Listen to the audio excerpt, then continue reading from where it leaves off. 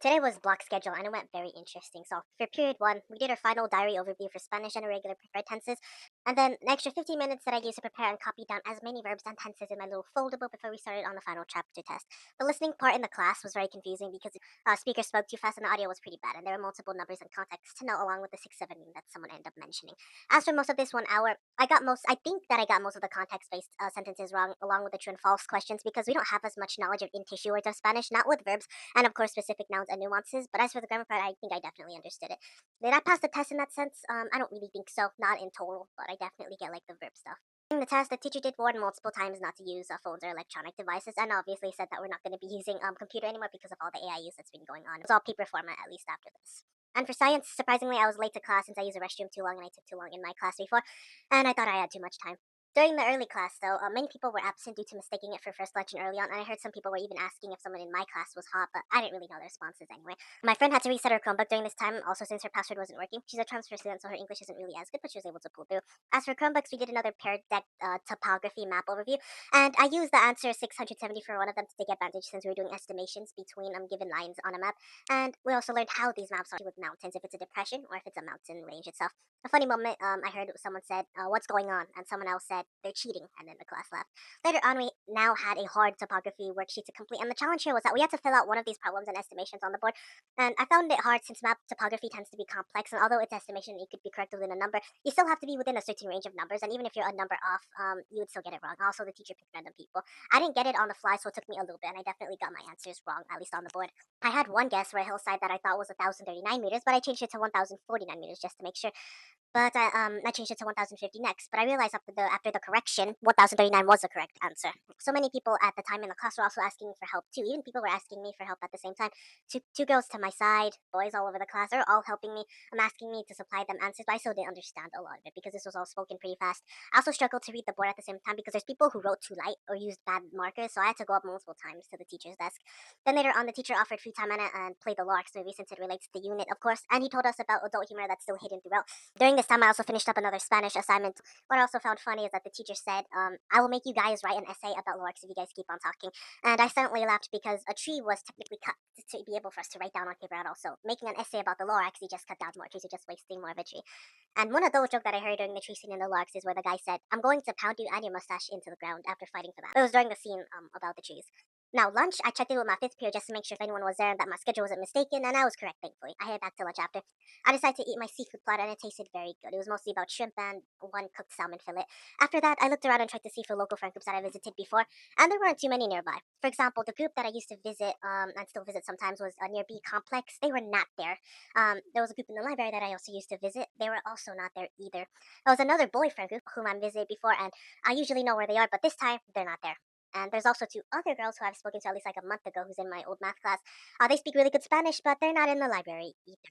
And there was also one attachment to that local group, but they tend to be closed off, so I decided not to bother them instead. And since my local lunch group wasn't here today, since it's a block schedule, I think I forgot to mention this earlier, and everyone's in a different period, I decided to do a complete fallback to a local group nearby of Rayons, and also big credits to his group, along with Davin, Eli, Levi, and one more, and Giuseppe also. I call it a strategic retreat because, like social plate tectonics, lots of local groups move around too often, so I'm not able to find the ones that I previously visited before. So tomorrow I'll try to find a local group, but again, my friends may not be there during lunch period because it's block schedule.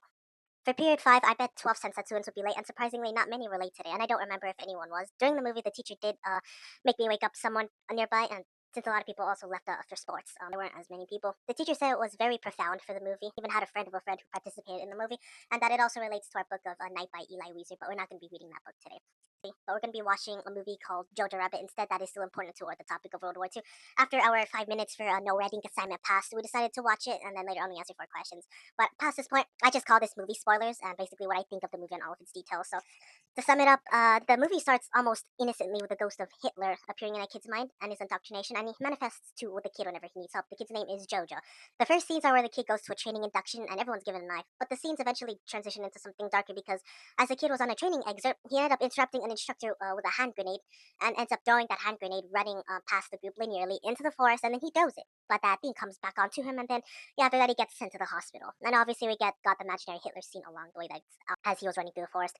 His mom also learned to beat up the instructor and even signed him up on the youth program. There was also a lady receptionist nearby, and they all told him about his new job. And as a kid who was also a postman, and the officers he passes who make fun of him. But given all the major details and the events here, it now goes down to the boy's personal indoctrination. After finding a secret hideout that in his home that he finds a girl, and he gets scared, but she ends up threatening to kill him if he reveals where she is or who she is to warn other officers. For the first moments, I thought this girl was actually a ghost of someone, maybe someone who was hung, but no, she's actually like hiding a real person. Like Jojo's mom is hiding this girl, and Jojo's mother also played a role in hiding her, even though she never told him multiple times during the movie. The girl named Elsa, which she also went by the name of Ing, who was a Jewish girl who played with the boy's beliefs and challenged him multiple times by drawings, by questionings, and even as a boy between her and him. And it was kind of interesting, to be honest. Challenged each other. She challenged the boy's indoctrination by a lot of things. She played with his indoctrination, she messed with it, and she even agreed on a few things just to prove it all wrong at the same time and to show that her kind of Jewish people are still people, they're still humans like us. Later on, I found the fake letter scene where the kid makes up random letters to help her disappoint. Also interesting because she also uses the claims of her boyfriend Nathan multiple times. And one of those scenes that I found really interesting was when the kid questioned like, "Where are the Jews at?" And she draws a crazy picture of Jojo, the little boy, and her saying on that picture, "They're in your head," which is an allusion. At the same time, throughout the movie, the ghost of Hitler in full uniform also pushes the kid to the other side to believe this that in terms of indoctrination. And I found it interesting when the boy said he's too busy for a girlfriend. She said to him, "One day you'll have to make time for it. You'll have someone special." And he paused for a bit until continuing on the part where he was talking about. And what most tense, in my opinion, at least my craziest twist that I thought, is that as the boy tells the girl Ing to hide, the Gestapo meet for a routine visit and check on his home for suspects. And I was expecting her just to hide and maybe not get caught. And maybe the family, the mom, the German army officer, which was named Captain K, would just say nothing. But the girl herself, dressed actually very pretty, and in a plot twist, actually ended up revealing herself during the Gestapo meet, but as a citizen, but not as someone who did identify herself as a Jew. She put on a fake personality mask and threw herself as an older sister of Jojo, and used many cover excuses to why she does this or that. The most tense moment is during, well, when the Gestapo asked for her ID and she looked for her ID. The German officer, Captain K, who I've talked about earlier, is the one that was sent to take care of the boy and the propaganda stuff. He was on propaganda duty since, yeah, his work on the front line wasn't as one. He had like blindness. Um, knew that she was lying. But that officer, Captain K, knew she was playing, and he ended up playing into her role as a form of disillusionment with the Nazis in general. The most ironic part, as the Gestapo were investigating the home, the very indoctrinated drawings the boy made about Jewish people, the girl used it as a cover for research. The Gestapo ended up believing it, because had those indoctrinated drawings been of something sympathizing, then all of the family would have probably been executed. But because it was indoctrinated, the Gestapo believed it, and ultimately they left. And later on, the imaginary Hitler in the boy's mind tried to sway him again, but in Hollywood style, right at the end of the movie, he kicked them out the window and ultimately ended his own indoctrination. But after so much talks between him and the girl, he finally believed that the Jewish people were just Jewish people, and even Joachim, one of the soldiers, was also thinking the same to him in one scene before. The next scene, after skipping like thousands of crucial details, the boy saw her mom hung up upon the gallows, as we've seen earlier in the illusion. When the boy was pushing mailbox mail, he saw her mom put in a bunch of free Germany papers house to house. I thought that this was a girl who was hiding who died, but that wasn't true at all. That was actually his mom. And I thought the girl got captured, but that wasn't true. The mom was hung only because she sent a lot of resistance papers and defied the German government. And the last thing that I did find interesting is that as Americans and Russians advanced surprisingly toward the city, and even the Germans had to literally defend themselves, the boy was running everywhere.